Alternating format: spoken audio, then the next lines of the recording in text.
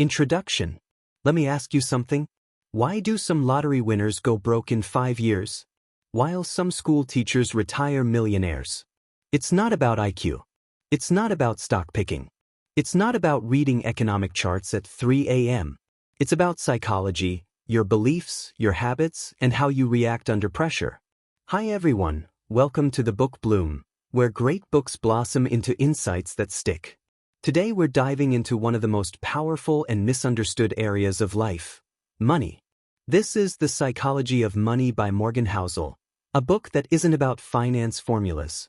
It's about human behavior. Here are 9 lessons that can change how you think about wealth forever, with relatable stories and practical takeaways. Lesson 1. Wealth has little to do with intelligence and everything to do with behavior. Let's bust a myth.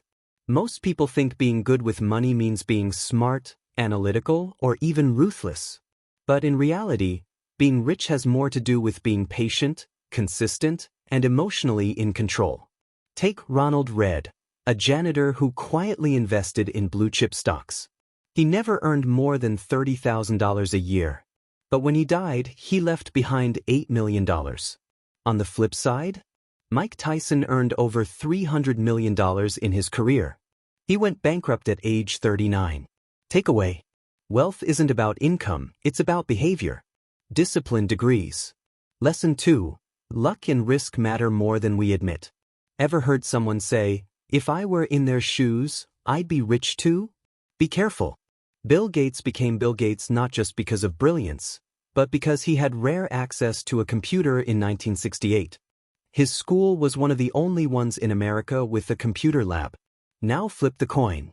There are millions of smart, hard-working people who didn't get the same shot because of timing, country, family, or tragedy. Morgan Housel's message is powerful. Never judge success without understanding luck. Never dismiss failure without acknowledging risk. Takeaway: be humble. You're not always in control, and that's okay. Lesson 3. Saving is the game changer, even more than income. What if I told you that someone earning 40,000 Indian rupees per month can be richer at 40 than someone earning 4 Indian rupees lakh? Sounds impossible? But it's real, because the key to wealth isn't how much you make. It's how much you keep. Housel says, spending money to show people how much money you have is the fastest way to have less money. People see the car, the shoes, the vacation. They don't see the savings, the emergency fund, or the quiet investments. Example: 2 friends, Arjun and Rahul. Arjun earns a big salary but upgrades everything: iPhone, SUV, designer wear. Rahul earns modestly, lives simply, and invests every month. In 10 years, guess who's free and who's stuck? Takeaway: wealth is hidden. It's silent. It's in your restraint, not your purchases. Lesson 4. Compounding is boring. Until it isn't. Here's something wild. Warren Buffett earned 99% of his wealth after his 50th birthday. Because he started investing at age 10 and never stopped. Compounding is like planting a tree. In the beginning, nothing happens. Then, one day, the tree explodes in size. The problem is, people quit before the magic kicks in. They want quick returns, fast rewards, and miss the jackpot of long-term thinking. Example: let's say you invest 5,000 Indian rupees per month from age 20. By 50, you'll likely have Indian rupee 1.5 crore, even with average returns. That's the quiet power of time. Takeaway: get rich slow. Stay consistent.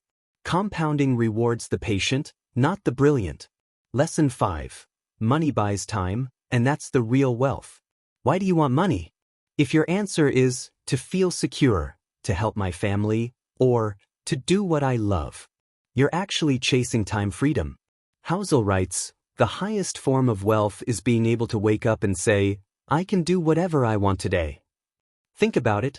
What's better? A job that pays 50,000 Indian rupees but lets you work 6 hours a day doing what you enjoy? Or a 2 Indian rupees lakh job that leaves you drained, hollow, and constantly burned out? Takeaway: buy back your time. That's wealth worth chasing. Lesson 6. You'll never feel rich unless you define enough. Here's the hard truth. If you don't define enough, you'll always feel poor. Someone will always have more. A fancier house. A better car. A bigger portfolio.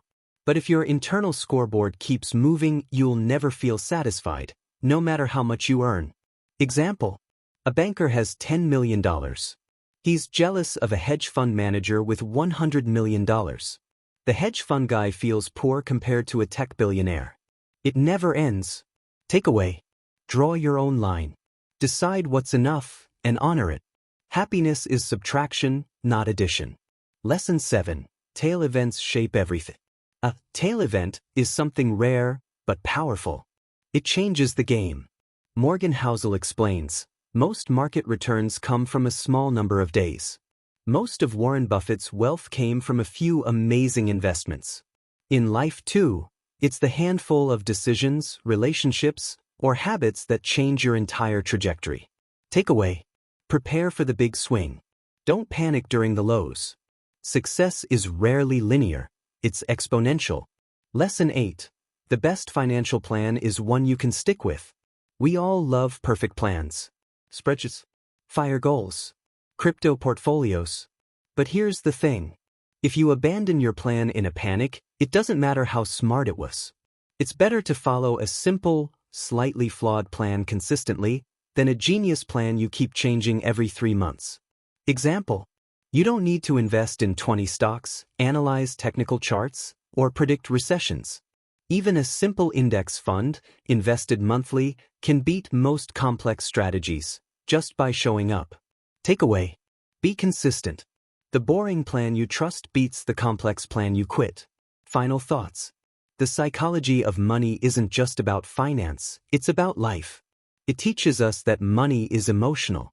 That success is not about numbers, but about self-awareness. That good behavior beats intelligence, and that gratitude beats greed. In a world obsessed with more, this book reminds us of what actually matters.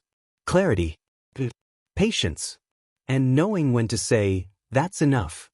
If this summary gave you something to think about, tap that like button, subscribe to the Book Bloom, and drop a comment below.